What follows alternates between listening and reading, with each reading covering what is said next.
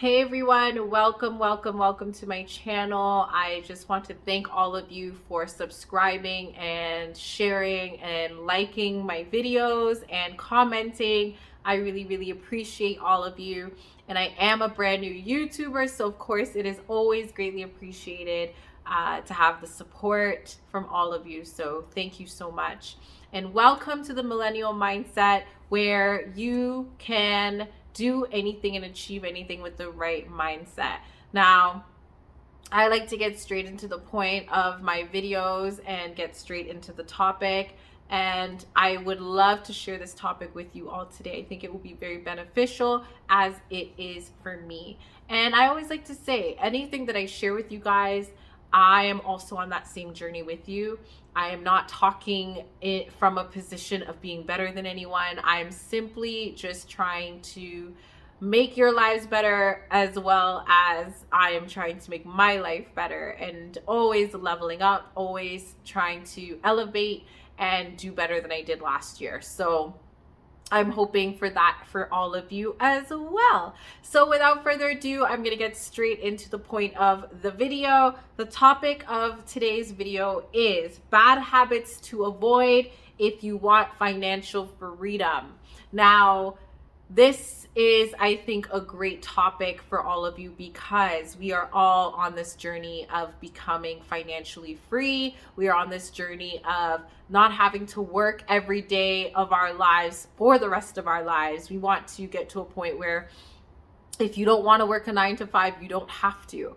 If you don't want to work until you're 65, 70, you don't have to. And you can still have a happy life, a whole life, and you can still do the things that you love. So anyways, let's get straight into the topic. Now, a part of these bad habits are habits that I can say I have been breaking free from so that I can get on my way to financial freedom. So I hope this will help all of you as well. Now, the first thing I want to get into is the first bad habit I want to get into is not saving. Now, let me tell you, a lot of you right now that are watching this video, if you are not saving, I understand it's not easy. I understand right now times can be tough. We are going through, a lot of difficult situations. Inflation rates going up,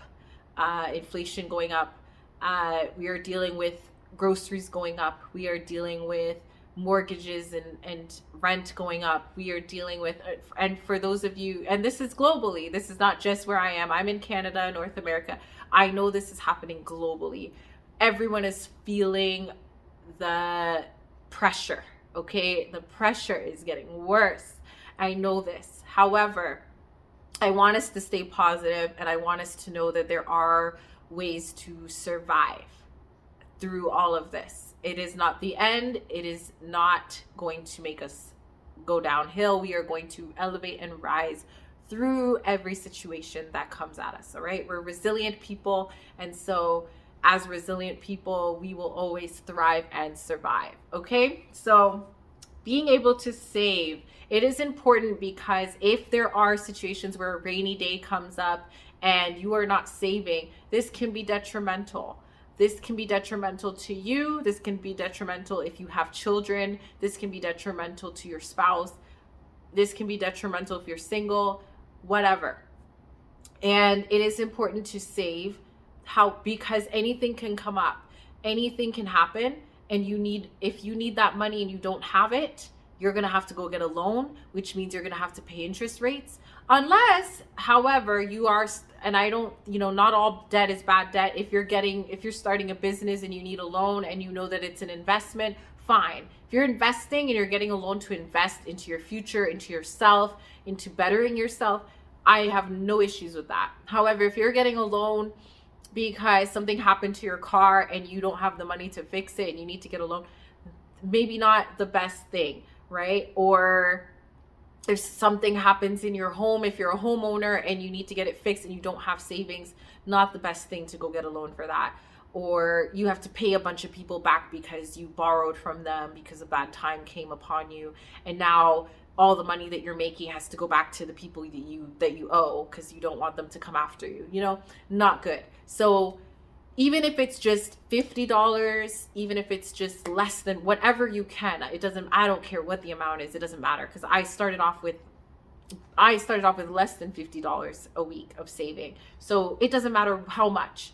Just put away something every week or every 2 weeks. Set up a tax-free savings account if possible. I use Questrade with a Q. For those of you who may not know it, I will put it in the description box down below as well. But set up a tax-free savings account or a savings account, whatever works for you, and make sure you have savings, and make sure you have money going into that savings account every week or every 2 weeks or every month. Okay? Very important to have emergency savings. The next bad habit that we're not going to continue anymore is poor money habits. Now, it is important to learn how to have good practices with money, and that goes for anything. If you do something long enough, it will become a habit. So all the bad habits that you've had, all the bad habits that you've been doing for a long time, if you want to reverse that, start a new habit today. And with that new habit, if you continue to do it, it will become a new habit, and then it will become a good habit. And so that bad habit won't exist anymore. It'll be gone. And now you'll be living out your good habits. And so any habit is a good habit if it's contributing to you in some way, shape, or form in a good way. So we're going to X out all of those bad money habits, spending on the fly without thinking about, what you're spending on, not budgeting, having grand purchases without actually thinking about what this purchase, how meaningful this purchase is, spending, going out to eat every weekend, or buying food every day instead of cooking, more often. There's so many things, buying unnecessary stuff, that you don't need all the time. It's okay to, get your nails done and your hair done. And as for women, buying makeup, or for men, buying those new kicks or those new shoes or that new pair of jeans. You can definitely, give yourself some luxury sometimes, but don't make it a habit where it becomes all the time, okay? Very important. So being aware of your poor money habits and changing it so that you can develop good spending habits instead. Lifestyle inflation is another bad habit, which means when you earn more, you make the mistake of having more luxuries. So let's say you get a new job and now you're making 100K and you were only making 50K before. And you now decide, okay, now that I make 100K, I'm going to buy a new Mercedes Benz. I'm going to move to the uptown. I'm going to move to the nice part of town now. Or I'm going to now start, spending all this money on jewelry and on purses, on expensive stuff that I don't really need. And now my spending habits are going crazy and out of whack. Now I'm going to just run up my credit card debt because I'm making more money. Definitely not a good thing, okay? Do not make the mistake of assuming that because you make more money that you should have more luxury. It is an illusion, okay? My suggestion would be still maintain the same habits you had when you were making 50K at 100K, and add a little bit more luxury to it that can be afforded. So make sure you're budgeting, make sure that you look at your budget and you can see how much you're spending compared to how much you're making, and that it makes sense. Some people get into the trap of, now I'm making more money and they're spending more than they make. And then what? Where's your savings going to come from?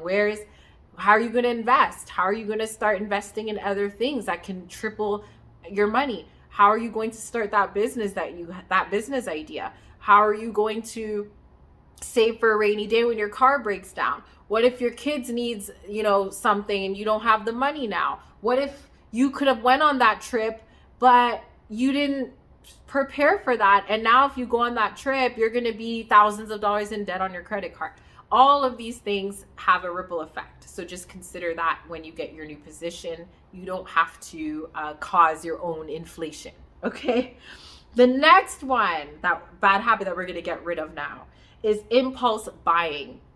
This is one of my favorites because it is so easy and it happens daily, okay? If you're one of those people that loves to shop, I'm guilty. I love to shop. I love to wear nice things.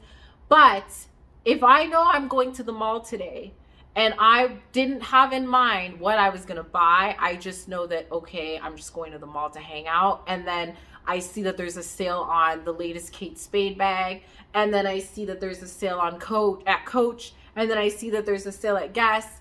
And before I know it, I'm hundreds of dollars spent on things that I really didn't need. Not such a good idea. I now have the discipline to go to the mall with a budget in mind. Or if I do go to the mall, I either know that I'm going to buy something or I know that I'm not.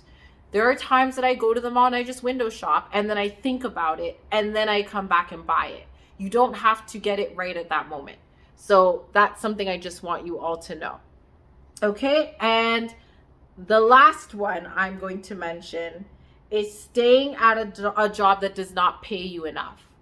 That is a no-no. We do not want to stay at a job that does not pay us enough. That can cause a lot of other ripple effects in your life because the job that you're working does not pay you enough. So keep your eyes always open for better opportunities. Always look for ways to better yourself. Take extra courses. Online even, you can do them. Now there's no excuse. You can do courses online. You can get certifications online. Always try to upgrade your skills. If there's things that you're good at already naturally, always try to upgrade your skills and figure out what you're good at so that you can be utilized in your career or in your job market, where when you present yourself to that employer, you have things to offer that are of value. So that's just a few. I'm going to do a part 2 of this video. So please definitely stay tuned. And I do hope that this was of value for all of you. Please like, subscribe, and share this video if you like it. And I will do a part 2 to this very soon. So stay tuned for that. Thank you. Have a great day.